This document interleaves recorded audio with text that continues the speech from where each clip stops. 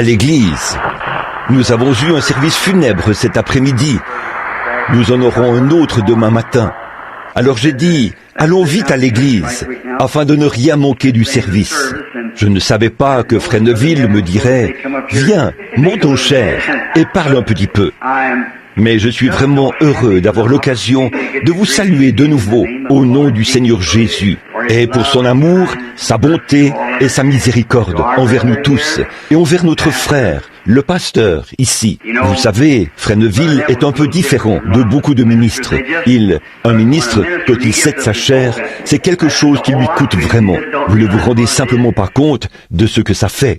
Mais Frère Neville a toujours été très attentionné et plein d'amour. Il m'a toujours cédé sa chair chaque fois que je suis là. Il dit, frère Bill, il ne se contente pas de vous demander si vous désirez le faire. Il vous convainc en quelque sorte de le faire, vous savez, et ça vous donne le sentiment que vous êtes doublement le bienvenu. Et j'en suis très heureux, vous voyez. On a vraiment du mal à dire non à quelqu'un comme ça. Quelqu'un de si aimable et gentil comme lui. Je l'ai entendu dire que son petit bébé vomissait et qu'il était malade. Et frère Junior, je crois que c'est son bébé que j'ai entendu tousser là derrière, il y a quelques instants. Junior, est-ce que c'est ton bébé qui toussait? Il y a beaucoup de gens qui attrapent le rhume et tout en ce moment. Nous prierons pour les malades dans très peu de temps. Maintenant, je vais simplement commencer là où je me suis arrêté ce matin. Dans Actes, chapitre 4. Et je crois que je vais commencer vers le verset 10 du chapitre 4 des Actes des Apôtres, ou des Actes du Saint-Esprit dans les Apôtres. Voyez, c'est ce que nous pensons toujours. Nous appelons ça les Actes des Apôtres. Mais ce n'était pas les Actes des Apôtres, c'était le Saint-Esprit dans les Apôtres qui accomplissait les actes. Vous voyez, ces hommes n'étaient que des hommes, et ils ne pouvaient pas accomplir ces actes d'eux-mêmes. Avant que j'aille plus loin, j'étais assis là avec Frère Wood il y a quelques instants. Il y a un certain jeune homme qui fréquente cette église depuis longtemps. Il a toujours voulu découvrir sa vocation. Je crois que je peux le lui dire, s'il voulait bien le faire. C'est chanter. Frère Temple, il se peut que vous touchiez à ceci ou à cela, mais vous chantez bien. Alors, j'apprécie vraiment cela. Et si vous vous abandonniez au chant, Dieu pourrait vous utiliser.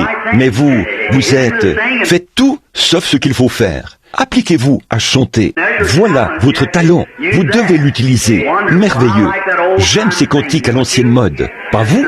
Oui, monsieur. Écoutez ces cantiques des débuts. Comme ça. J'aime cela, Frère Neville. Vraiment. J'aime les prédications de Frère Neville et tout. Et j'aime aussi vraiment ces beaux cantiques à l'ancienne mode que les sœurs et lui chantent au cours de l'émission à la radio. Si vous ne les avez pas tous encore écoutés, beaucoup d'entre vous, allumez votre radio tous les samedis matins et écoutez-les. Et vous serez certainement bénis. Ma femme, mes enfants et tous les autres attendent cette émission, exactement comme si c'était moi-même qui allais y participer là-bas. Et que j'y étais, un des bien-aimés de la famille. Nous attendons avec impatience cette chaire ou ce programme le samedi matin. Et nous en sommes très heureux. Vous savez, ce matin, il s'est passé quelque chose ici dont je n'arrive pas encore à me remettre. C'était à propos de ce bébé. J'ai eu un sentiment des plus mystérieux à ce sujet. Et je me pose simplement des questions. Quand je me suis réveillé ce matin, j'ai regardé ma femme et j'ai dit, chérie, j'ai eu soit un songe, soit une vision. Et je ne dirais pas que c'était une vision, parce qu'il est probable que je dormais. Mais, c'était si réel. Et quand ça s'est terminé, j'étais assis là, dans la chambre. J'ai dit, par contre, je ne me souviens pas à quel moment je me suis levé. La vision, quand je l'ai reçue.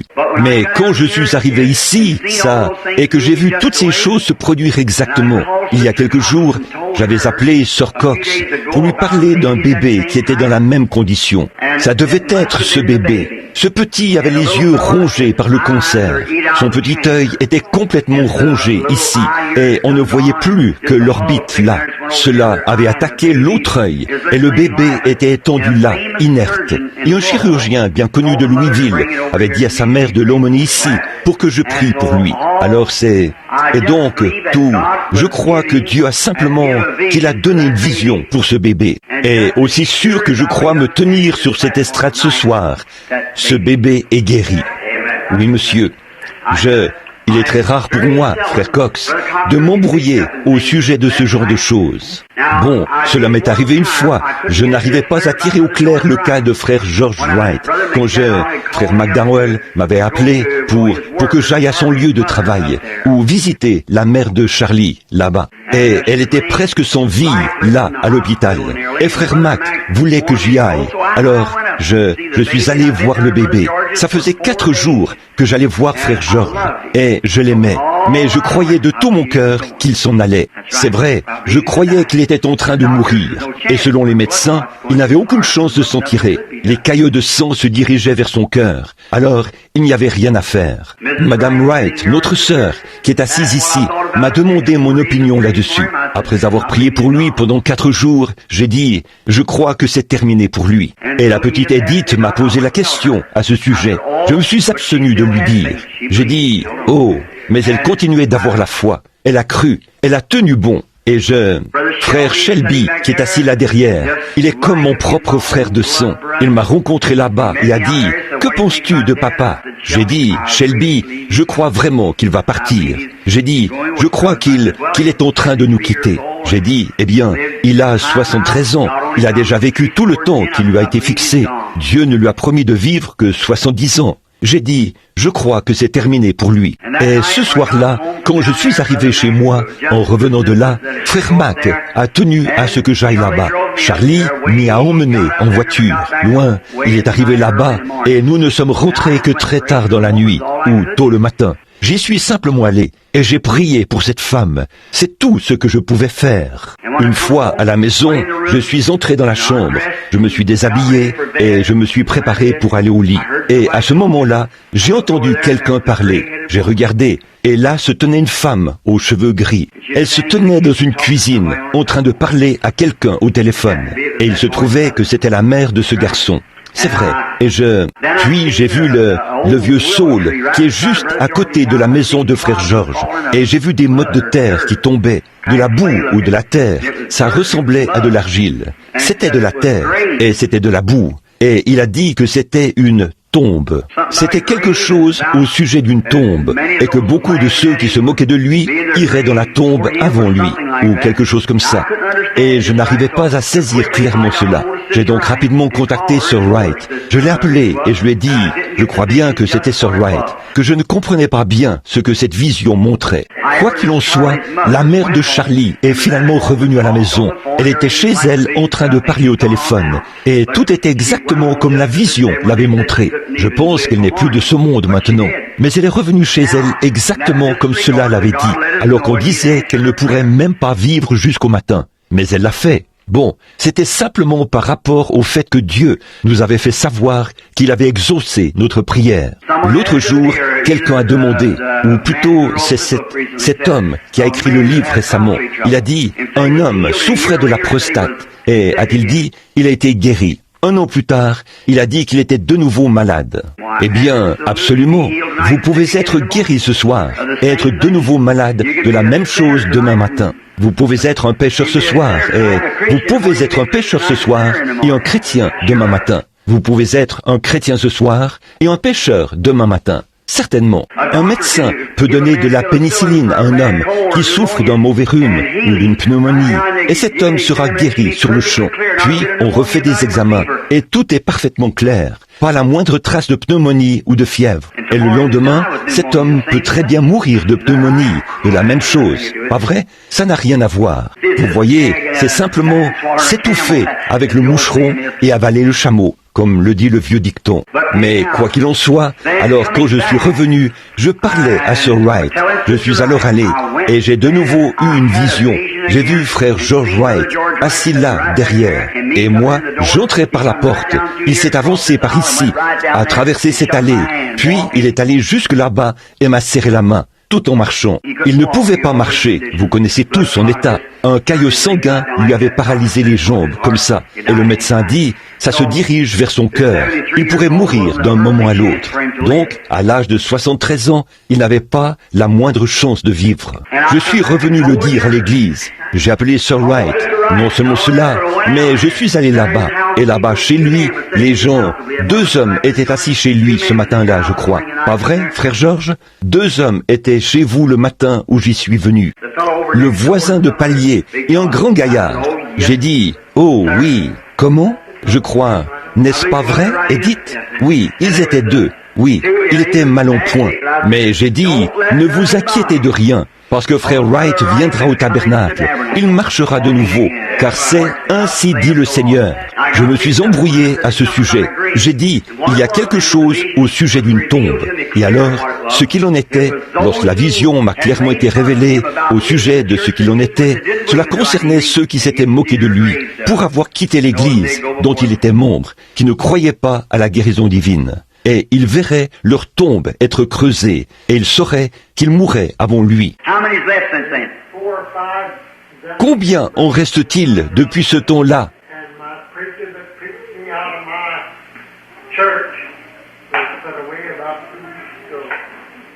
Le Seigneur a-t-il raison? Oui, monsieur, certainement. Ça fait 5 sur, ça fait 4. Et avec celui-là, ça fait 5. 5 sont partis. Et ça ne fait pas encore 1 an. N'est-ce pas, frère Georges? À peine 1 an maintenant. Voilà ce qu'il en était, vous voyez? Quand le Seigneur parle, c'est absolument parfait. Vous pouvez simplement observer cela d'un bout à l'autre. Je n'en ai jamais vu une seule faillir. Et peu importe si nos précieux médecins et tout ont travaillé sur ce bébé, ils ont tout fait. Je ne suis pas absolument certain, mais je suis presque certain que c'est tout à fait la même chose. Parce que j'ai vu cette femme avec ce machin sur elle, vous savez, du maquillage sur les lèvres. Et c'est l'endroit où on avait prêché aux funérailles de ma femme. Et ce bébé ressemblait à mon bébé, Sarah, qui est là derrière, voyez? Et c'est ce bébé-là, j'en suis presque certain. Si c'est le cas, il n'y a absolument rien d'autre au monde, mais j'ai vu ce bébé, de la mort, revenir à la vie, voyez, et il vivra, aussi sûr que Dieu est au ciel ce soir, et que ses paroles sont vraies. Oui, monsieur, je le crois de tout mon cœur. Alors, nous allons observer et voir. Le Seigneur est merveilleux, n'est-ce pas qu'il l'est? Comme il est bon pour nous. Or, ce matin, nous avons vu dans notre étude du livre des Actes que l'Église s'est enflammée du feu de la gloire de Dieu et que le Seigneur Jésus était venu rendre témoignage à la terre de ce qu'il était le Fils de Dieu et qu'il lui faisait vraiment confiance et qu'il leur avait dit qu'il lui était impossible, pendant qu'il était dans un corps de chair, d'être dans tous les gens. Il ne pouvait être que dans un seul corps, mais que s'il s'en allait, il reviendrait sous forme de l'Esprit, et qu'à ce moment-là, il viendrait à chaque cœur affamé, chaque cœur qui a faim et soif de lui, et que les œuvres mêmes qu'il avait faites ici sur terre, il continuerait de les faire dans son Église jusqu'à la fin du monde. N'êtes-vous pas heureux d'être dans cette Église ce soir?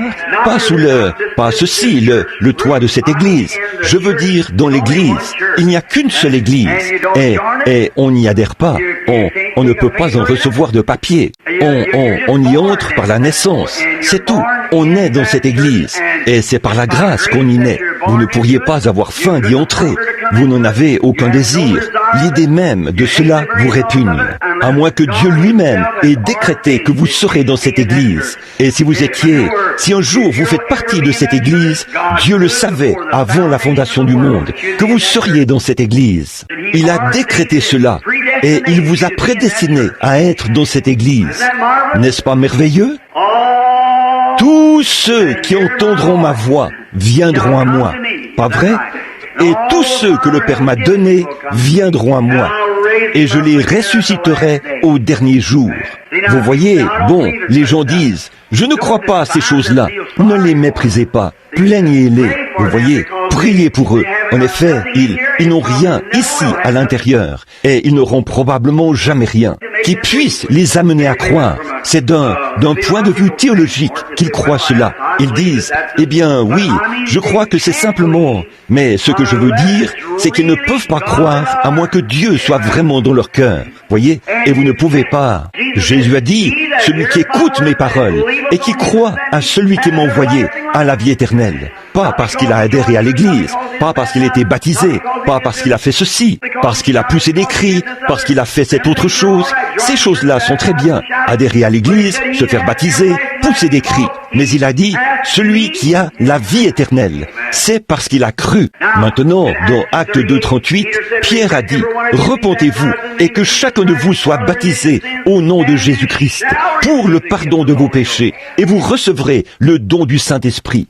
Et pendant de nombreuses années, quand je voyais cela et que je le lisais, je me posais des questions. Je me disais, Seigneur, des hommes et des femmes s'avancent ici. J'en ai vu qui sont venus à l'autel, se sont agenouillés, ont pleuré et ont prié, puis se sont fait baptiser au nom du Seigneur Jésus. Et une semaine plus tard, ils étaient retournés dans le monde. Je me disais, oh Dieu, ta parole n'est certainement pas fausse. Je n'arrive vraiment pas à comprendre.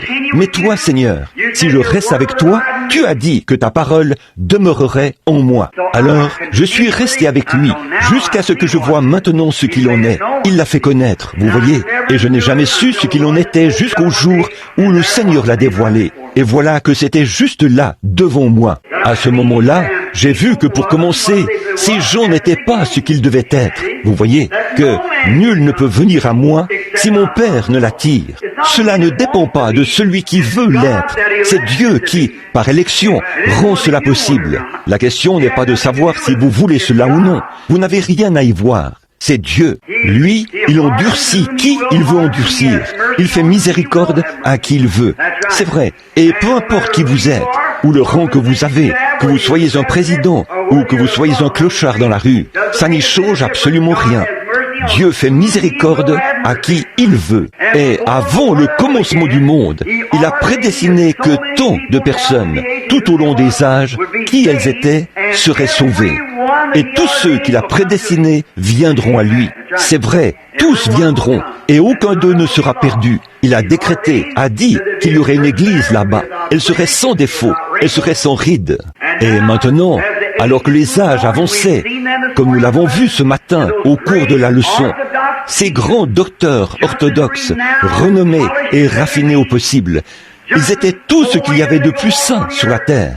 Et la Bible, écoutez, la Bible dit, ils étaient sans reproche. En effet, ils disaient, « Oh, je ne toucherai pas cela, je ne ferai pas ceci. » Vous voyez, mais ça, ce n'était pas la grâce, c'était les œuvres. Et nous sommes sauvés, non pas par les œuvres, ou par ce que nous faisons. Ce n'est pas ce que j'ai fait qui m'a sauvé, c'est ce que Christ a fait qui m'a sauvé. Vous voyez, parce que je n'ai pas de sainteté. Si j'essayais de dire, eh bien, j'ai arrêté de boire, j'ai arrêté de fumer, j'ai arrêté de voler, de mentir, et ainsi de suite. Ça, c'est ce que j'aurais fait, vous voyez. Ce serait mon œuvre. J'aurais de quoi me vanter. Mais je n'ai rien arrêté. Il est simplement venu à moi et les a ôtés de moi. Voyez, c'est ça. Alors, ce n'est pas ce que j'ai fait, c'est ce que lui a fait. Et à ce moment-là, le Saint-Esprit demeure en vous et croît chaque jour.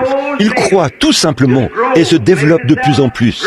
Il fait sortir les choses, les soucis, les tentations. Au fur et à mesure que vous les vainquez, le Saint-Esprit prend sa place. Savez-vous quoi? Si vous avez une très grave tentation par rapport à quelque chose qui est mal, ayez la victoire là-dessus quelquefois et voyez si votre témoignage ne se renforcera pas grâce à cela. Regardez Samson. Quand il a vu, le lion s'est précipité vers lui pour le tuer. Et il a tué ce lion quand la puissance de Dieu est descendue sur lui. Il l'a tué à main nue. Il lui a probablement arraché la mâchoire. Un tout petit gringalet aux cheveux bouclés, à peu près haut comme ça, un petit gars tout maigre, dans la rue, avec 7 petites tresses sur la tête, comme une petite poule mouillée. Il n'était rien d'autre qu'une petite poule mouillée, avant que l'Esprit de Dieu descende sur lui. Or, ce ne serait pas difficile de croire qu'un grand géant puisse tuer un lion de ses mains. Je crois qu'il pourrait le faire. Mais ce qui est bizarre, c'est que ce soit ce petit bout d'homme qui l'ait fait. Mais l'Esprit du Seigneur est descendu sur lui. Il a tué le lion et l'a jeté sur le côté. Et les abeilles y ont construit leur ruche. Et Samson, le miel le plus doux qu'il ait jamais mangé, est sorti de la carcasse de ce lion qu'il avait tué. Pas vrai? Pourquoi? il l'avait vaincu par la puissance de Dieu. Et si jamais vous voulez manger du miel sucré venant de quelque chose, vainquez cette chose par la puissance de Dieu. C'est vrai, voyez comme c'est bon. Oh là là, passez par, peut-être que vous avez été un ivrogne. Et pourtant, chaque fois que vous sentez l'odeur du whisky ou de la bière ou de quelque chose, vous avez envie de boire cela. Vainquez cela par la puissance de Dieu. Passez devant cela une fois et voyez quel sentiment vous avez dans votre cœur. Une fois que cette chose est complètement morte, alors tout est fini. Oh là là, quel miel sucré vous en tirerez. Alors ces gens-ci avaient vraiment vaincu.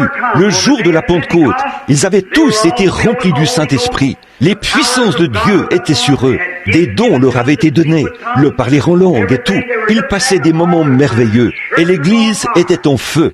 Maintenant, je vais aborder cela d'un autre petit point de vue, celui d'Étienne, à ce moment-ci, jusqu'à ce que je revienne à mon texte original, si je le peux. Remarquez, il y avait un homme du nom d'Étienne. Il n'était pas l'un des apôtres. Non, il ne l'était pas. C'était un simple diacre. Mais, oh frère, il avait quelque chose dans son cœur. Il ne pouvait pas garder le silence. C'est ainsi qu'est chaque homme quand il reçoit cela dans son cœur. Il ne peut tout simplement pas le garder pour lui. Oh, il faut qu'il le dise à quelqu'un. Et ils étaient là, dans la rue, à tenir des réunions de réveil. Et ils passaient des moments glorieux. Eh bien, c'était comme une maison en feu par un jour de grand vent. On ne pouvait pas l'arrêter. C'est tout. Alors, ils l'ont capturé dans la rue et l'ont traîné de force jusqu'au tribunal du Sanhédrin. Ils ont dit, « Frère, nous allons nous occuper de ce gars-là. Nous allons mettre fin à tout ce fanatisme. » Et ils l'ont mis en prison jusqu'au matin. Le tribunal du Sanhédrin s'est réuni. Peut-être qu'un demi-million de personnes, ou plus, se sont rassemblées là-bas. Ils ont emmené le brave petit Étienne là-bas, en le poussant. Mais quand il est entré, frère, il est entré et son visage resplendissait comme celui d'un ange. Frère, je ne pense pas que c'était comme une lumière qui brille, mais son visage s'est illuminé du fait qu'il savait de quoi il parlait. Je ne pense pas qu'un ange serait comme une lumière qui brille, ou quelque chose qui brille, mais cela signifiait qu'il resplendissait du fait qu'il comprenait de quoi il parlait. La Bible dit qu'il parlait avec assurance. Il s'est avancé là, le visage grave. Il a dit, « Homme israélite ». Il était tout seul, comme un agneau au milieu de 10 000 loups affamés, qui grincent des dents, prêts à boire son sang. Il a dit, « Homme israélite, et vous tous de la Judée », et ainsi de suite. Et vous les pères, sachez que le Dieu d'Abraham, le Dieu de nos pères, est apparu à Abraham, l'a fait sortir de Chaldée et lui a promis de lui donner ce pays. Et par lui est venu Jésus-Christ, que vous avez crucifié et fait mourir par la main des impies. Et quand il a eu fini de dire ça, il a dit, « Ô homme, ô courende, incirconcis de cœur et d'oreille, vous vous opposez toujours au Saint-Esprit. Ce que vos pères ont été, vous l'êtes aussi. » Oh là là, j'aurais aimé écouter la bonde de cette prédication. Frère Biller, j'aurais aimé que nous ayons celle-là. Oui, monsieur. Il a dit, « Ô homme, ô courende, incirconcis de cœur et d'oreille, vous vous opposez toujours au Saint-Esprit. Ce que vos pères ont été, vous l'êtes aussi. » Frère, il n'y allait pas de main morte, pas vrai? Puisqu'il savait que son sang serait versé comme ça. La Bible dit, il était un homme rempli. Rempli de quoi? Rempli de folie? Non, monsieur. Rempli de théologie? Non, monsieur. Il était rempli du Saint-Esprit. C'est là que se retrouvent toutes ces grandes et belles qualités, parce qu'il avait été rempli. Le monde avait été mis dehors, et le Saint-Esprit était en lui. C'était un homme rempli du Saint-Esprit. Oh là là, l'arrêter? Vous ne pouviez pas le faire. Rien ne pouvait l'arrêter. Il brûlait, frère. Il lui fallait prêcher l'évangile. Et il a prêché l'évangile. Il a opéré des miracles et des signes. Et au bout d'un moment, quand ils ont grincé des dents contre lui, ils l'ont traîné hors du prétoire, l'ont emmené là-bas et l'ont tué. Ils ont jeté sur lui des mottes de terre et des pierres et l'ont écrasé jusqu'à ce que mort s'en suive. Paul se tenait là. Il avait approuvé cela. Et quand Paul a baissé le regard et qu'il a vu Étienne mourir, Étienne a levé les yeux et a dit, « Je vois les cieux ouverts. Je vois les cieux ouverts. Et Jésus debout à la droite de Dieu. » Paul a baissé le regard.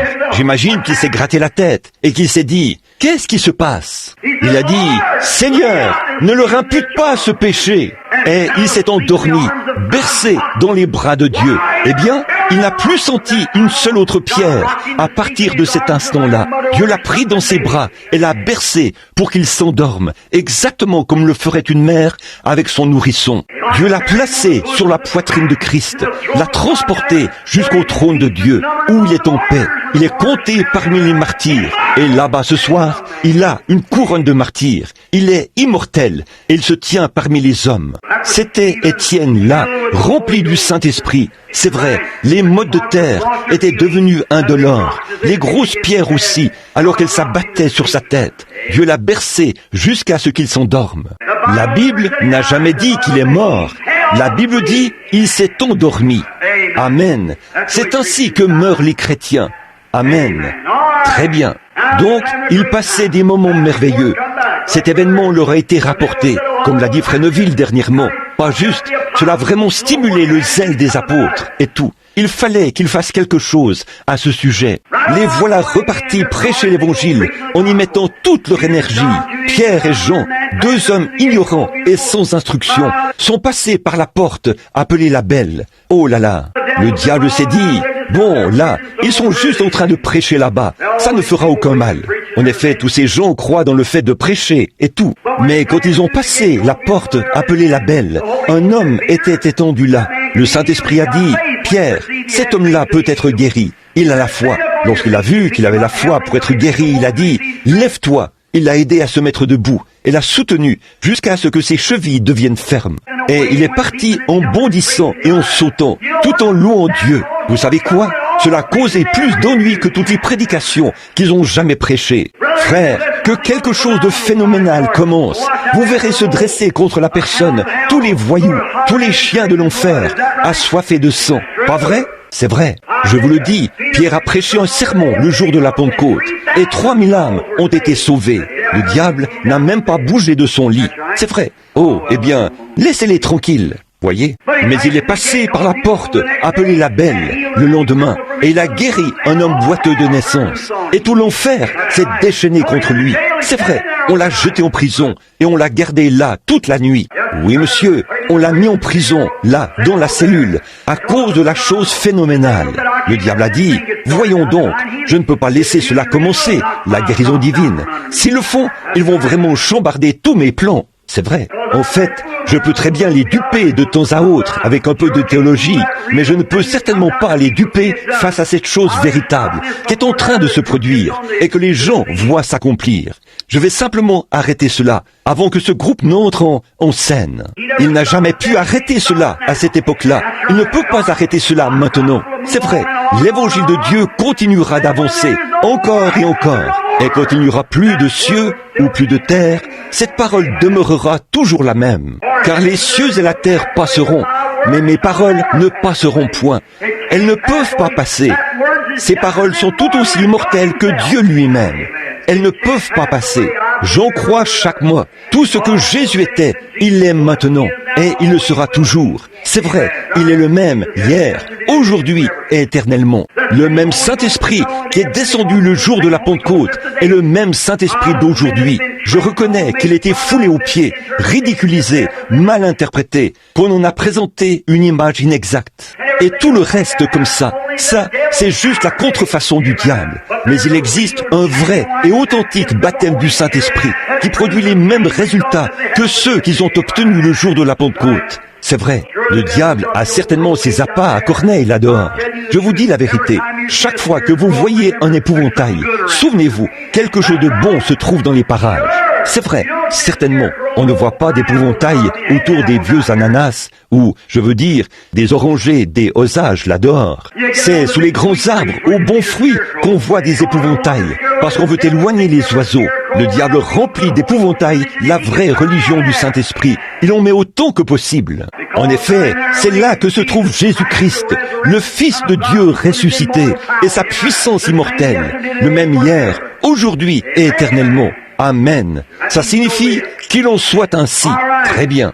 Nous voyons donc qu'on les a mis en prison. Le lendemain matin, on leur a donné une bonne raclée. et on les a relâchés. Et ce matin, nous avons vu Pierre se tenir au milieu d'eux, ici au chapitre 4. Et il a dit, eh bien, hommes israélites, et vous tous qui séjournez en Judée, sachez ceci, ce Jésus de Nazareth, il a prouvé qu'il était un homme de Dieu. Tous les signes et les prodiges que Dieu a opérés par lui prouvent qu'il était un homme de Dieu. Il savait qu'il était l'homme de Dieu. Puis il a dit, par la main des impies, vous avez crucifié et mis à mort le prince de la vie, lui que Dieu a ressuscité, et nous en sommes témoins. Il a dit, c'est par la foi en son nom que cet homme est guéri. Il a dit, si nous sommes interrogés aujourd'hui pour les bienfaits que nous avons faits, sachez-le, et que toute la maison d'Israël le sache. C'est par le nom de Jésus-Christ que cet homme a été guéri. Quand on a demandé à quel groupe religieux appartiennent-ils, par qui ont-ils été ordonnés,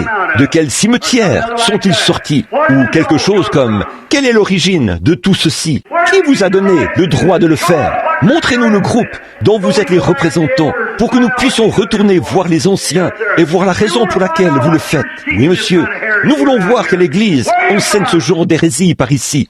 D'où venez-vous? Pierre a dit, c'est au nom de Jésus-Christ et par la foi en son nom que cet homme a été guéri. Amen. Et il ne pouvait rien dire à ce sujet parce que cet homme était là, présent, et il le connaissait. Amen. Amen. Remarquez, regardez maintenant ce qu'il dit ici.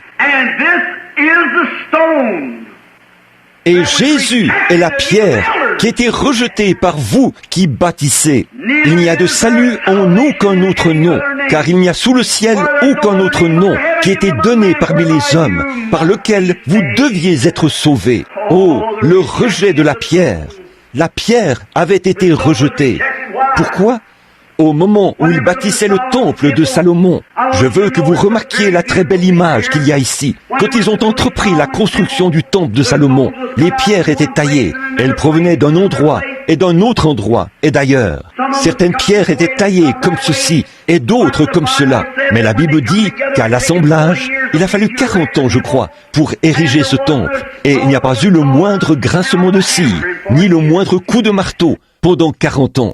Les pierres s'imbriquaient parfaitement les unes avec les autres. Tout ce qu'ils avaient à faire, c'était de les enduire d'un peu de mortier et de les poser. Et ça collait ensemble, pierre sur pierre, pierre sur pierre. Pensez-y. Maintenant, voici mon opinion là-dessus, frère. Ce temple-là représentait le temple spirituel, le temple dans lequel nous sommes maintenant. Ils viennent dans le temple pour recevoir leur bénédiction. Nous avons été baptisés dans le temple de Dieu, dans le corps de Dieu, dans le corps de Jésus-Christ. Et nous sommes en Christ par le baptême du Saint-Esprit. 1 Corinthiens 12. Il n'y a donc maintenant aucune condamnation pour ceux qui sont en Jésus-Christ. Romains 8, 1. Qui marchent non selon la chair, mais selon l'Esprit. Leur désir est tourné vers des choses spirituelles. Ils ne se soucient pas des choses charnelles. Ma chair dit, je suis trop fatigué. Mon esprit dit, tu ne l'es pas. C'est moi ton patron. Suis-moi. Amen. Je vois un cas là-bas et le médecin dit, vous savez bien que cette maladie est inguérissable. C'est une cause perdue. Je regarde la personne, je dis, c'est vrai. Mais le Saint-Esprit vient et donne une vision. Il dit, la personne va se rétablir. Alors je dis, ainsi dit le Seigneur. Cet homme-là vivra. Et nous ne marchons plus selon les choses de la chair. Nous marchons selon les choses de l'esprit. C'est vrai. Alors, quand ces pierres étaient assemblées, elles avaient été taillées partout dans le monde, à différents endroits. Le bois et l'œuf provenant des grands cèdres du Liban, ils avaient été coupés et transportés à Jopé, sur des chars à bœufs et ainsi de suite, sur des radeaux, jusqu'à ce qu'ils arrivent là pour servir à la construction du temple. Mais quand on les assemblait, aucun. Je veux vous faire remarquer ceci. Une pierre avait été taillée comme ceci. Une autre pierre avait été taillée d'une autre manière. Il se peut que pendant que les maçons les taillaient, ils se disputaient. Ils faisaient des histoires et tout, comme le font beaucoup de prédicateurs aujourd'hui. Je suis méthodiste. Je suis de l'Église de Dieu. Gloire à Dieu. Je fais partie des assemblées. Ceci. Vous vous disputez sans cesse. Mais, souvenez-vous, celui qui taille, c'est Dieu. Alors que celui-ci taillait comme ceci et l'autre comme cela, les gens ne pouvaient pas comprendre. Mais quand est venu le moment de les assembler, toutes ces choses étaient là, par terre. Ils ont simplement posé une pierre sur une autre pierre, et ainsi de suite, sans plus avoir à les tailler. Je crois qu'un de ces glorieux jours, quand cette confédération des églises unies se rassemblera, et que selon la prophétie, le nouveau pape issu des États-Unis sera installé là-bas. Alors, ils feront une image à la bête. Et je vous le dis, la véritable Église de Dieu sera forcée de se rassembler. Les vrais, les véritables croyants, qui sont parmi les méthodistes, les baptistes, les presbytériens, les pentecôtistes, les nazaréens, les pèlerins de la sainteté. Et que sais-je encore, se rassembleront et seront cimentés par l'amour de Dieu. Ils formeront le corps du Seigneur Jésus-Christ. Tous les croyants et les agnostiques et les esprits superficiels seront mis à l'écart. Ils iront de l'avant et entreront dans la confédération des églises. Et l'autre jour, j'ai lu que même les assemblées de Dieu sont entrées dans la confédération des églises. Oh là là, pour ce faire, il leur faut renier leur doctrine évangélique. C'est vrai, et ils seront obligés de renier tous leurs principes fondés sur les signes et les prodiges pentecôtistes pour faire partie de la confédération des églises. Oh frères, il leur faut renier cela pour avoir du prestige. Je préférerais, comme je l'ai souvent dit, rester couché à plat ventre, boire de l'eau plate, manger des crackers, être populaire aux yeux de Dieu, être son serviteur de Dieu, que d'avoir ce que ce monde a de meilleur. Si je me retrouvais dans l'obligation de faire des compromis sur ma foi dans le Seigneur Jésus-Christ et sa Bible, je crois que ceci est la parole infaillible de Dieu et que chaque parole qu'elle contient est vraie. Oui, monsieur. Bon, là, nous allons voir comment ils se comportaient. Ils avaient rejeté, ils s'étaient mis à poser les pierres. Et à un moment donné, ils sont tombés sur une drôle de pierre. Ils ne pouvaient pas utiliser cette pierre.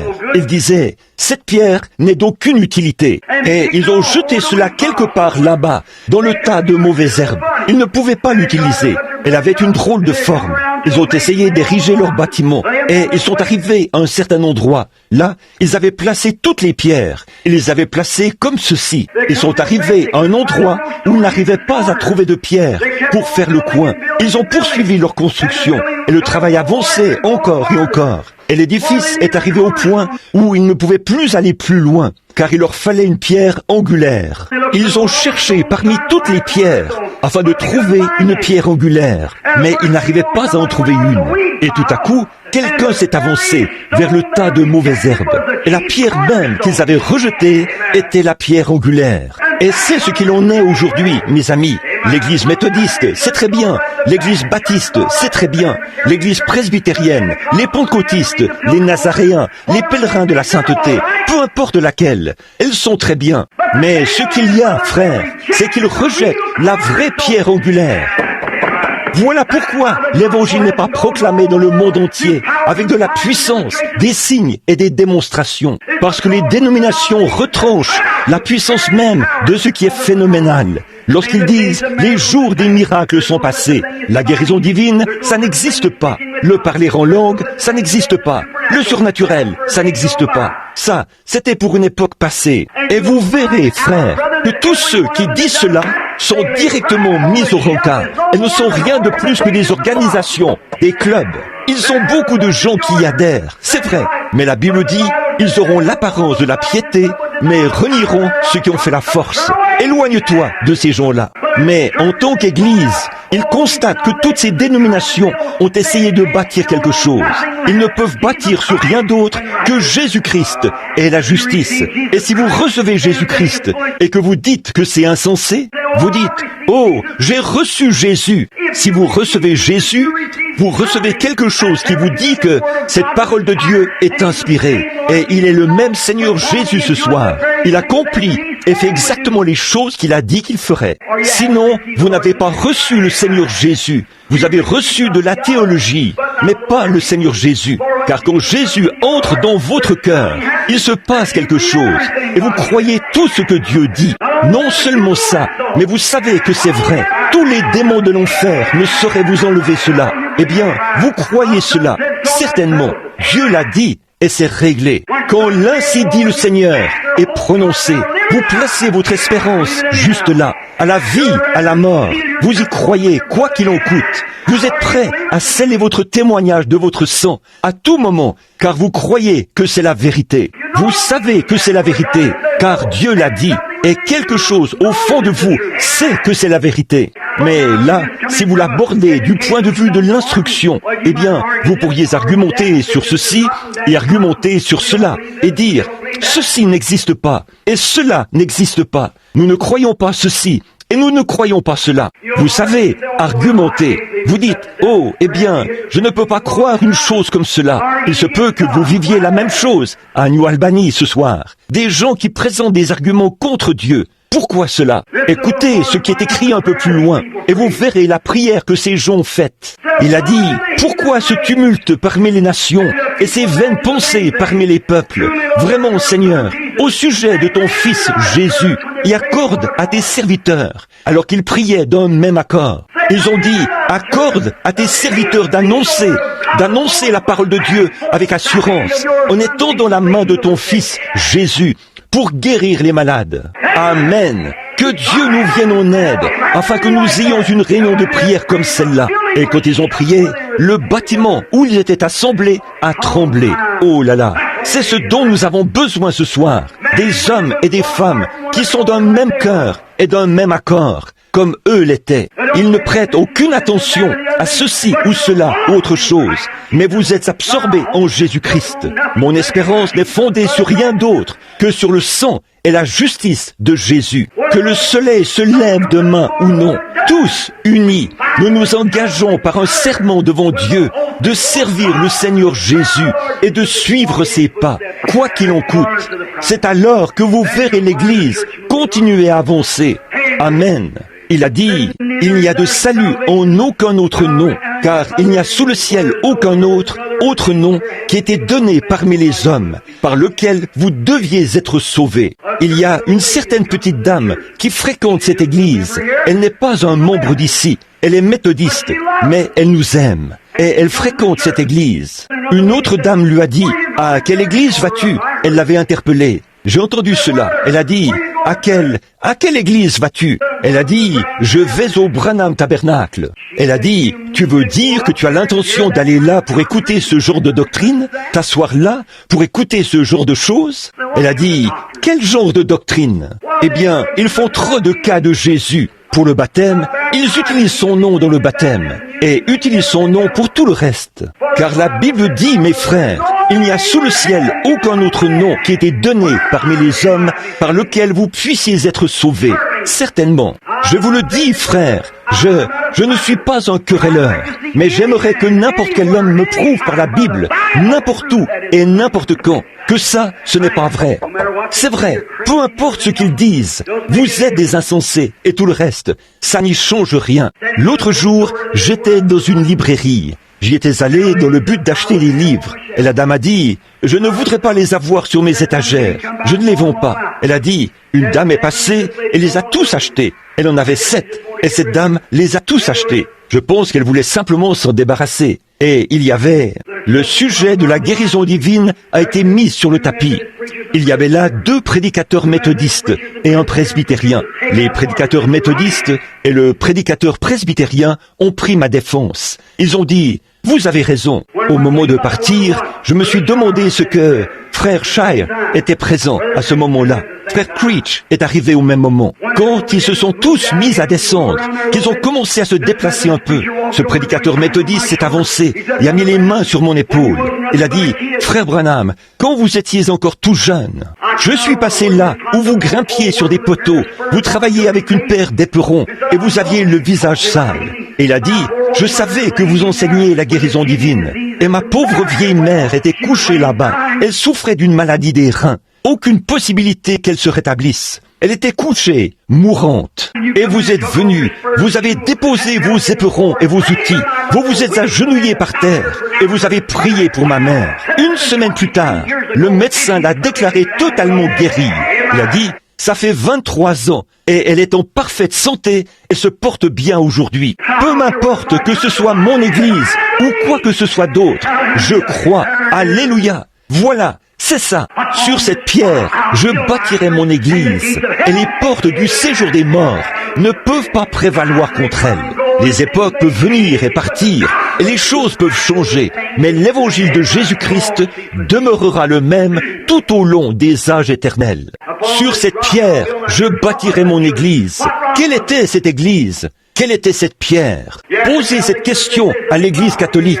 Ils disent, il y avait là une grosse pierre. L'Église catholique, la hiérarchie, est assise sur cela ce soir, sur cette pierre. Et elle donne le pouvoir aux autres églises. Et elle pardonne les péchés. Voilà l'interprétation qu'en font les catholiques. Si vous essayez de comprendre et que vous demandez aux protestants, que vous dites, cette pierre, qu'est-ce que c'était ? Ils diraient, c'est Jésus-Christ qui était cette pierre. Oh frère, qu'a dit Jésus à ce sujet ? Pierre a dit, qui dites-vous ? Il a dit, qui dites-vous que je suis ? Il ne parlait pas de lui-même. Il avait dit, qui dites-vous que je suis ? Les uns disent que tu es Moïse, et d'autres disent que tu es Élie. Mais vous, qui dites-vous que je suis ? Pierre a dit, tu es le Christ, le Fils du Dieu vivant. Il a dit, tu es heureux, Simon, fils de Jonas, car ce ne sont pas la chair et le sang qui t'ont révélé cela. Tu n'as pas accepté la théologie d'un homme à ce sujet. Tu n'as pas appris cela dans un séminaire. Mais c'est mon Père qui est dans les cieux qui te l'a révélé. Et sur cette pierre, alléluia, quelle pierre ? La révélation spirituelle par laquelle Dieu se manifeste à l'individu.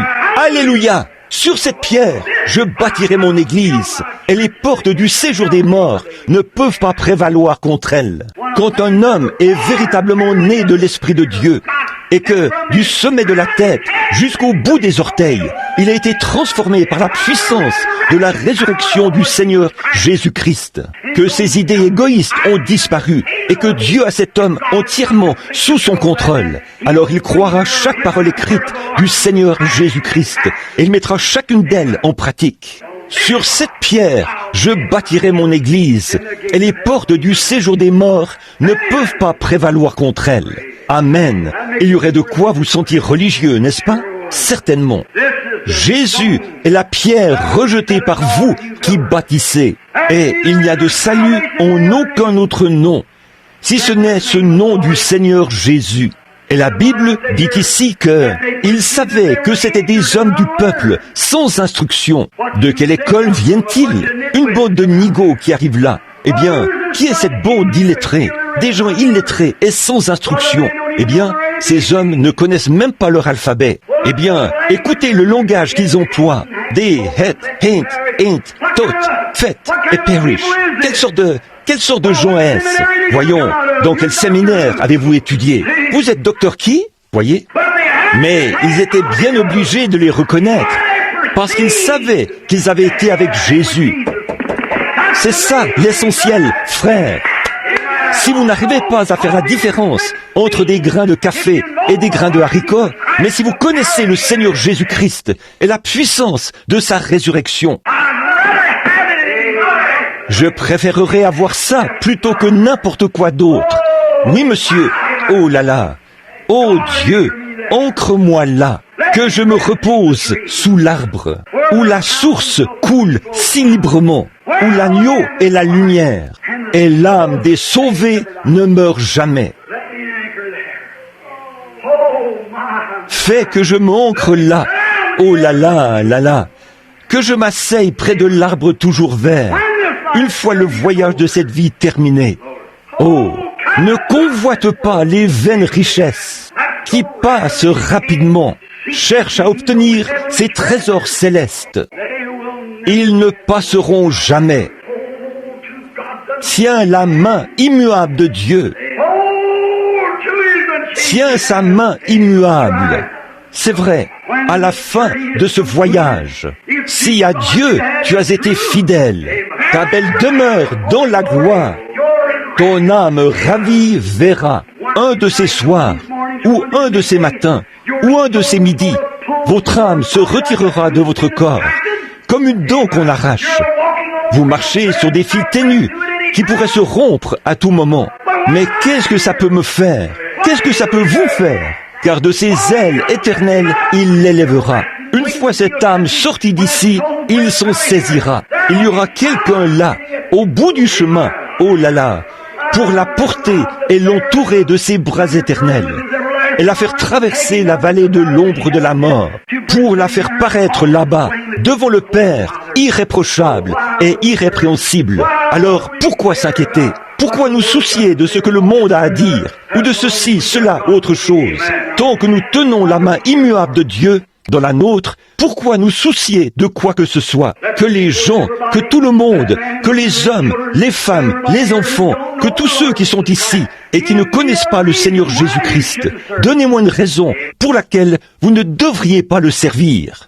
Donnez-moi une raison pour laquelle vous laisseriez passer Noël sans accepter le Seigneur Jésus-Christ. Arrêtez de penser à ceci ou à cela. Arrêtez de vous demander, devrais-je faire ceci ou faire cela? Je vous pose une question bien précise. Avez-vous cru au Seigneur Jésus-Christ? Si vous croyez vraiment, je vous prouverai par la Bible que vous avez la vie éternelle et que vous ne pouvez pas périr. Celui qui écoute mes paroles et qui croit à celui qui m'a envoyé a la vie éternelle. Quand Jésus-Christ a prononcé ces paroles, quand Pierre les a prononcées le jour de la Pentecôte, quand Jésus les a prononcées ici même, dans Jean 5, quand les gens les ont prononcées d'un bout à l'autre de la Bible, l'homme les a tordus, les a mélangés et a essayé d'en faire ceci et de faire cela pour mettre sur pied des organisations et tout. Certains ont dit, oui, croyez simplement qu'il est le Seigneur Jésus-Christ et entrez, c'est tout. Vous voyez la ruse du diable? Quelqu'un a dit, oh frère, nous étions si heureux que nous avons poussé des cris. Vous voyez la ruse du diable? Quelqu'un a dit, nous avons parlé en langue et nous savons que nous l'avons. Vous voyez la ruse du diable? Ces choses, c'est bien, mais ce n'est quand même pas Christ. Ça ne l'est certainement pas. Et quand un homme croit vraiment de tout son cœur au Seigneur Jésus-Christ, il reçoit la vie éternelle au moment même où il croit. C'est vrai, une fois que vous croyez, votre vie montre ce que vous êtes. Votre vie, et tout cela arrivera, toutes ces choses, comme pousser des cris, être joyeux, parler en langue, guérir les malades, et tous ces autres dons. Et ces choses vous accompagneront, non pas parce que vous avez fait cela, ces choses vous accompagneront par un vrai signe de Dieu. Voyez, oh, cherchez premièrement le royaume de Dieu et sa justice, et les autres choses seront données par-dessus. Quand je pense à ce monde qui faillit, je regarde autour de moi et je vois l'écriture sur la muraille. Dans chaque nation, je vois que les bombes atomiques causent beaucoup d'émoi parmi les gens. Quand les grands dirigeants et tout, vous devriez lire ce que dit le Pentagone au sujet de ces choses qui s'accomplissent. Vous devriez voir ce que cette nation... Frère, je vais vous dire quelque chose. Nous bombons le torse au dehors. Pourtant, au cœur même de cette nation, ils ont une peur bleue. Vous le savez, autant admettre la vérité. Et vous avez des raisons d'avoir peur. Il n'y a qu'une seule personne qui n'a aucune raison d'avoir peur. C'est un homme ou une femme qui est né de l'Esprit de Dieu. Pour le croyant, la bombe atomique est un billet qui le met en route pour le ciel. Alléluia! Oui, monsieur, la mort ne peut rien faire d'autre pour vous, si ce n'est une mort rapide mène rapidement à la gloire. C'est vrai, je laisserai tomber ce vêtement de chair pour saisir le prix éternel, criant en traversant les airs. Adieu, précieuse heure de la prière. Parti! Quel effet aura une bombe atomique sur ces vieux saints aux cheveux gris? Ils redeviendront des jeunes hommes et des jeunes femmes. Quel effet aura la bombe atomique sur ces foyers quand presque tous les leurs auront disparu et qu'ils seront alors seuls ici? Toute la famille sera de nouveau réunie. Gloire à Dieu, frère! Que pourriez-vous avoir de plus glorieux que ça? Avec la parfaite assurance que votre cœur repose là-bas au calvaire, que rien au monde ne peut vous déranger, vous changer, vous ébranler. Vous êtes en Jésus-Christ, ancré dans le royaume de Dieu, jusqu'au jour de votre rédemption, où vous paraîtrez devant lui irréprochable. Pas à cause de ce que vous aurez fait. Si seulement je pouvais arrêter ceci, et si seulement je pouvais arrêter cela. Cela n'a rien à voir avec ce que vous aurez fait. C'est ce que lui fait pour vous.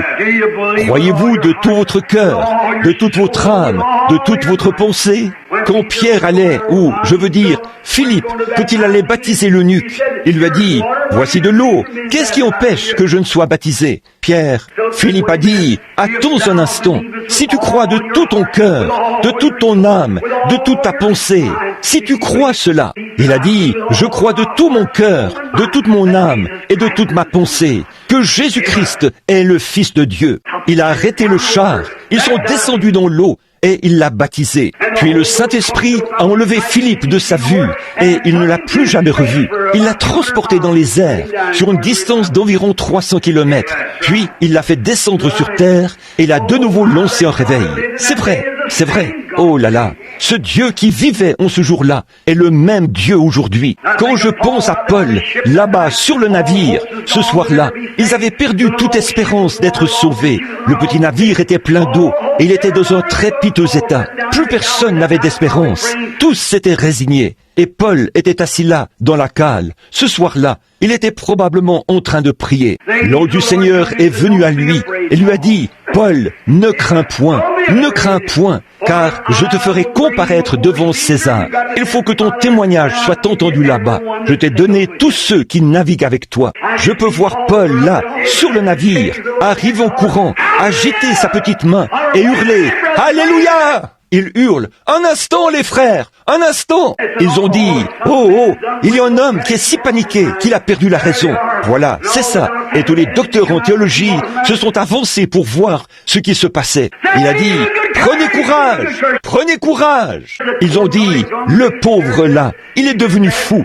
Voilà, ça fait si longtemps qu'il jeûne. Il a fait tout ça. Voilà qu'il est presque à bout maintenant. Il a dit, prenez courage, car cette nuit, l'ange du Dieu dont je suis le serviteur m'est apparu et m'a dit, Paul, ne crains point, il faut que tu comparaisses devant César. Et voici, Dieu t'a donné tous ceux qui naviguent avec toi.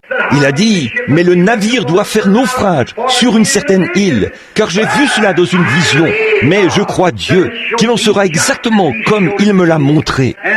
Et c'est arrivé à la lettre, exactement, mot à mot. C'est vrai. Bon, je veux maintenant vous faire remarquer un petit quelque chose, pour que vous puissiez en avoir un aperçu dans un autre angle. Regardez, quand ils ont mis les chaloupes à l'eau pour essayer de s'échapper, Paul a dit, le seul moyen pour vous d'être sauvés, c'est de rester dans ce navire. Il vous faut le faire selon l'ainsi dit le Seigneur. Le Seigneur avait donné une vision, mais il fallait que ce soit fait selon sa manière à lui. Et quand Dieu donne un modèle de l'Église du Saint-Esprit, frère, et la manière de faire sortir cette chose du chaos, vous pouvez avoir vos conseils des quatre, vos pentagones, et tout ce que vous voulez. Vous pouvez établir des églises et des ministres, créer des théologies et leur donner des programmes pédagogiques. Ça ne marchera jamais tant que les gens ne reviendront pas à la manière éternelle de Dieu et qu'ils recevront le baptême du Saint-Esprit. Alors ils s'en iront prêcher et des signes et des prodiges accompagneront leur ministère. Ça ne marchera jamais avec autre chose que cela. Dieu a le programme, mais vous devez vous aligner sur ce programme. Oh Dieu, aide-nous ce soir. Frère Neville, aide-nous ce soir à croire cela. Voilà ma prière.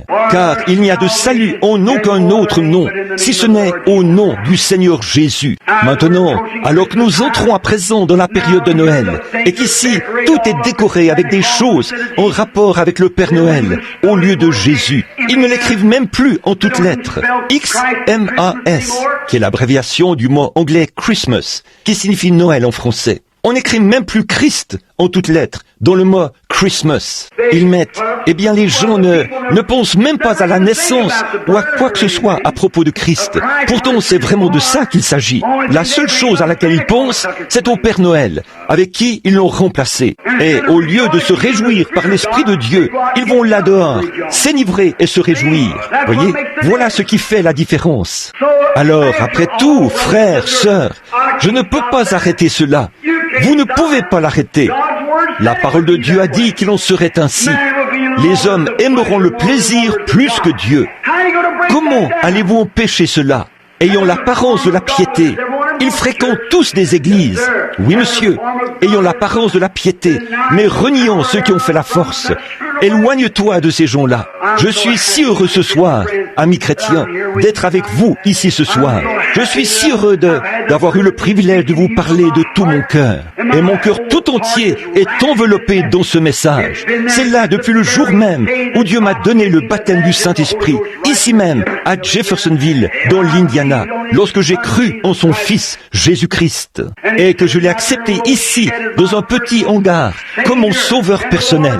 Le Seigneur est descendu sur moi cette nuit-là et a fait briller une lumière dans la pièce. J'ai regardé cette lumière et j'étais tellement effrayé que je n'arrivais même pas à bouger. Je me suis agenouillé sur un vieux sac de toile, là-bas, sur l'avenue Ohio. J'ai vu cette lumière former une croix et quelque chose m'a parlé à partir de cette croix. Depuis cette nuit-là, mes espérances n'ont été fondées sur rien d'autre que la parole de Dieu, sur Jésus-Christ et la justice. C'est ce que je crois de tout mon cœur. Lâcher prise, advienne que pourra. Mon espérance continue d'y être ancrée. Et je suis heureux ce soir d'être assis en compagnie de gens comme vous, des gens qui croient la même chose et qui ont reçu le même Seigneur Jésus-Christ. Tout au long des années, que de dangers, de labeurs et de pièges. J'ai déjà traversé. Ça m'a fait vieillir, ça m'a brisé, ça m'a ravagé. Mais la grâce m'a mené en sûreté jusqu'à présent.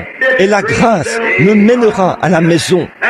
Après que nous aurons passé 10 000 ans là-bas, plus brillants que le soleil, nous n'aurons pas moins de temps pour chanter ses louanges.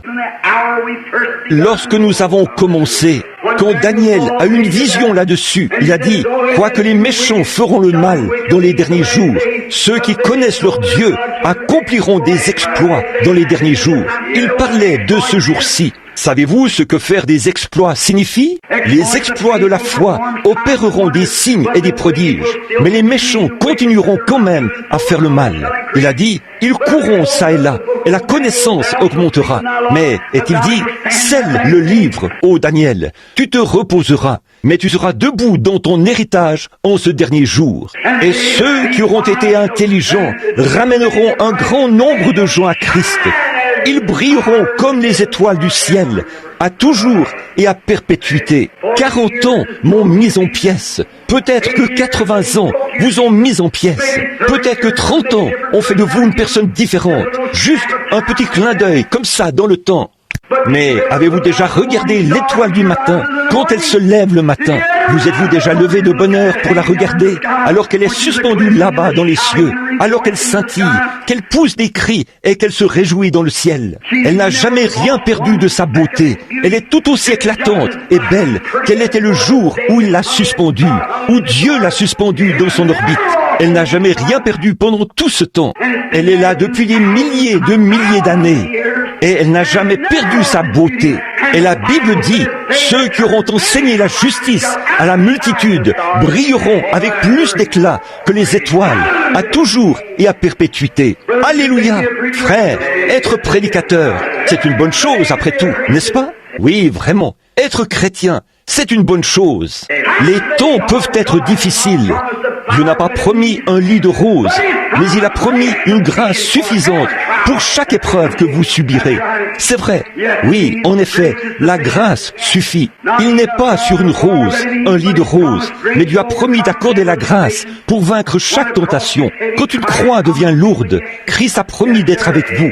Oui, monsieur, un jour glorieux, quand tout sera terminé, nous le rencontrerons en paix. Que Dieu accorde à chacun de vous de recevoir la même chose. S'il se trouve un incroyant ici ce soir, croyez au Seigneur Jésus-Christ, et à l'instant même où vous croirez, Dieu vous en rendra témoignage. Il vous scellera dans son royaume pour toujours. Si quoi que ce soit frappe à votre cœur, et que vous ressentez cela, mais que vous refusez de le recevoir, vous serez un homme et une femme malheureux, jusqu'à ce que vous disiez, oui, Seigneur Jésus, puissiez-vous, au cours de la semaine prochaine, cette période de Noël, alors que tout le monde est content et qu'ils chantent les uns pour les autres, puissiez-vous avec vos bras, comme Siméon autrefois, lors de cette merveilleuse période de Noël. Quand il s'est avancé dans le temple, et avec ses bras puissants, il a pris le Sauveur dans ses bras et l'a étreint. Et il a dit, Seigneur, laisse ton serviteur s'en aller en paix, selon ta parole,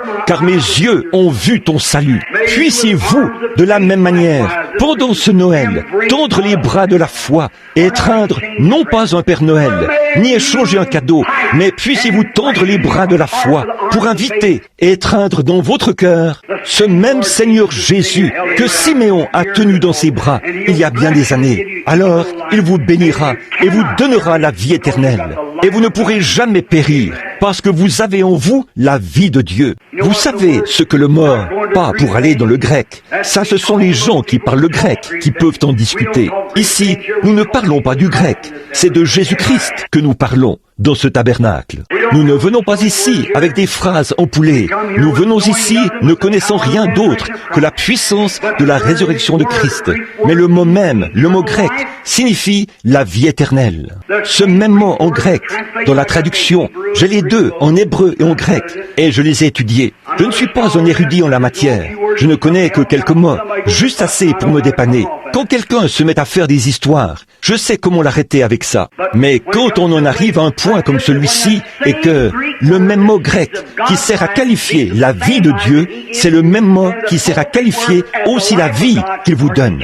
Et en grec, pour dire la vie de Dieu ou la vie éternelle, on se sert du même mot que l'on prononce, Zoé, Z-O-E, Zoé, la vie. Et tous ceux qui viendront à moi, je leur donnerai Zoé, ma propre vie. Je leur donnerai ma propre vie, et ils ne périront jamais. Et je les ressusciterai au dernier jour. Autrement dit, quiconque viendra à moi, je l'envelopperai en moi. Amen. Et il deviendra une partie de moi. Et il ne peut pas plus mourir que moi, car je suis immortel et je ne peux pas mourir. Et son âme est immortelle, et elle non plus ne peut pas mourir. Et je le ressusciterai au dernier jour. Oh là là. Alors quand on passe par de dures épreuves, ça nous fait dire « En moi habite l'Esprit de Dieu ». Il n'y a rien de bon ici, à l'intérieur, sinon celui qui s'y trouve. Je ne m'appartiens pas, je suis à lui. Je ne recherche pas les choses du monde, c'est lui que je recherche, car mes espérances sont fondées sur lui. Un jour, je le verrai, et c'est tout ce que j'ai ardemment désiré. Le but de ma vie, c'est de lui amener des gens. Et je vous le dis, les vieilles chaînes commenceront à tomber, et vous recommencerez à marcher. Que Dieu vous bénisse. J'espère que vous croyez de tout votre cœur. Pendant que nous prions, Père Céleste, nous te remercions ce soir pour le sang de ton Fils qui est juste, le Seigneur Jésus.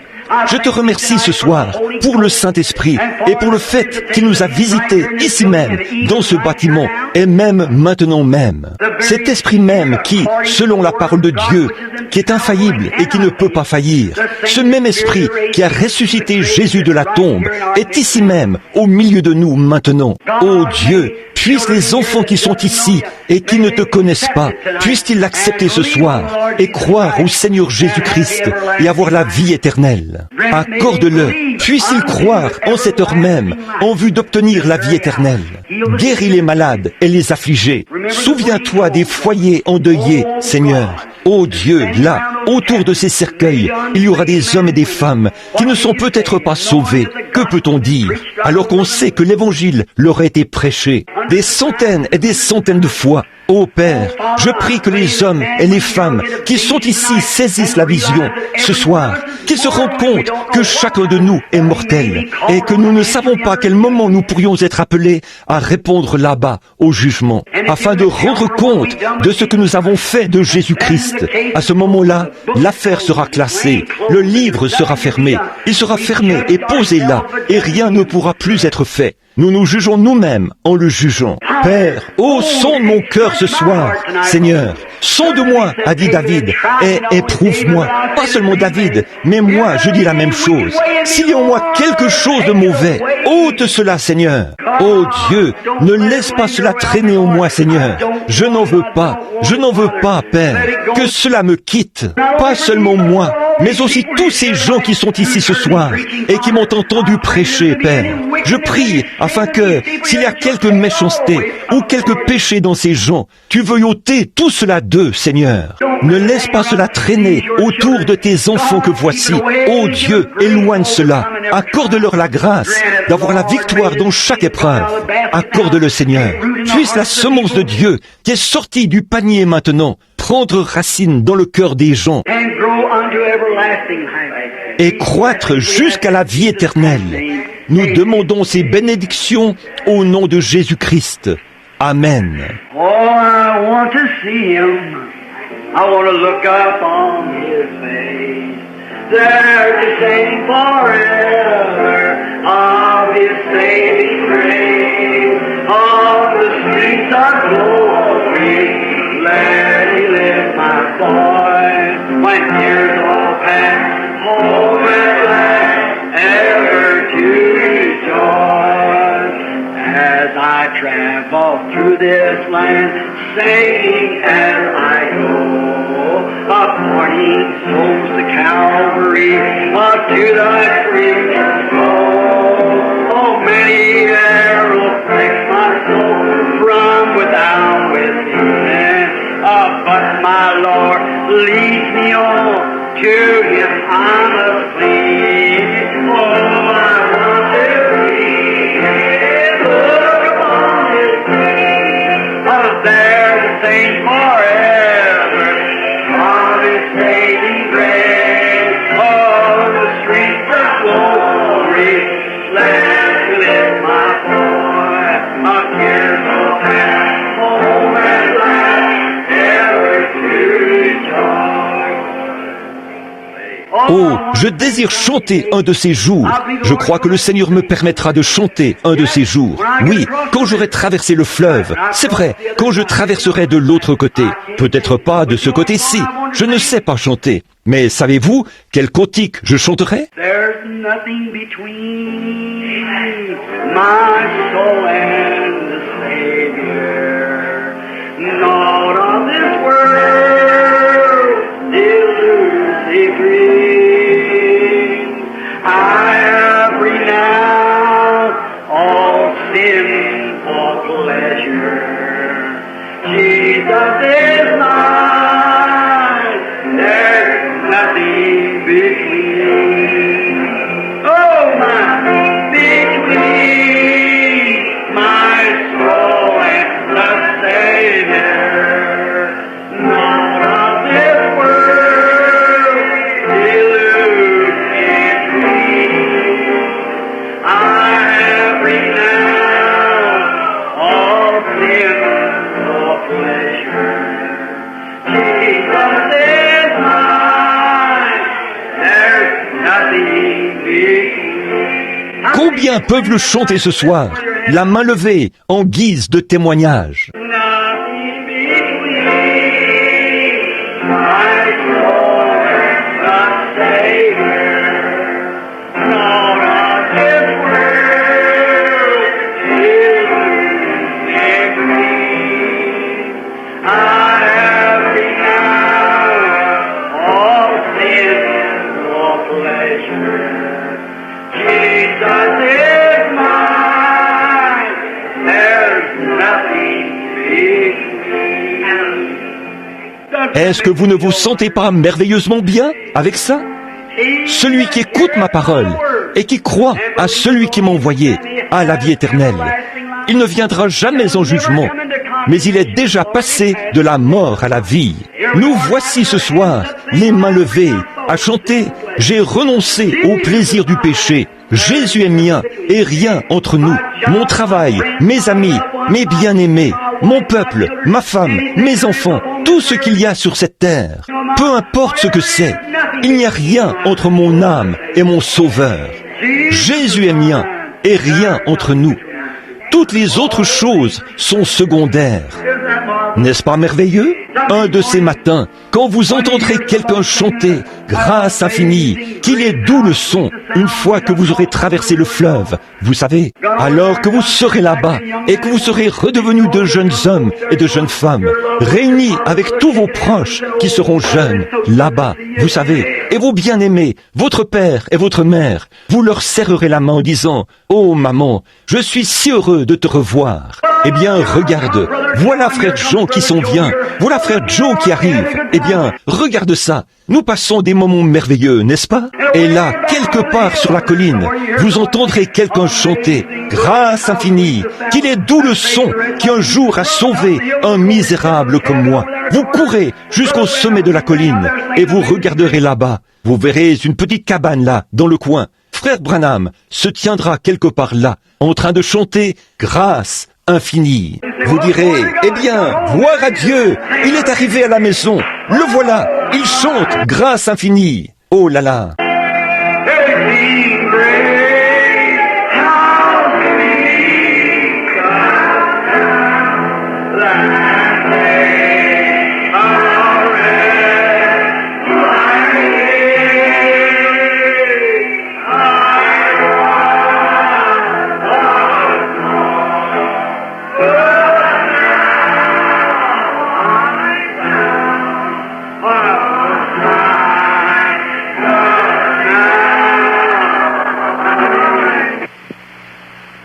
C'était par la grâce, bien avant que le monde soit formé. Dieu a parlé à ces êtres angéliques. Il a dit, j'aurai quelqu'un du nom de William Branham et il prêchera l'évangile.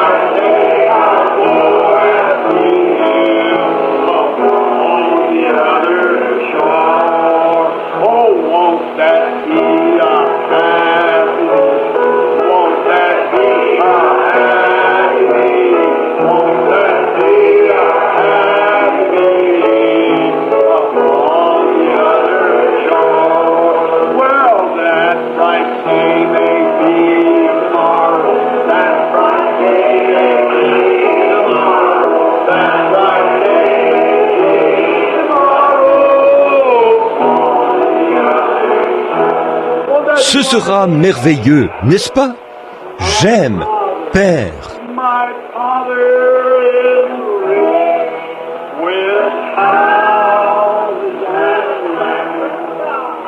Oh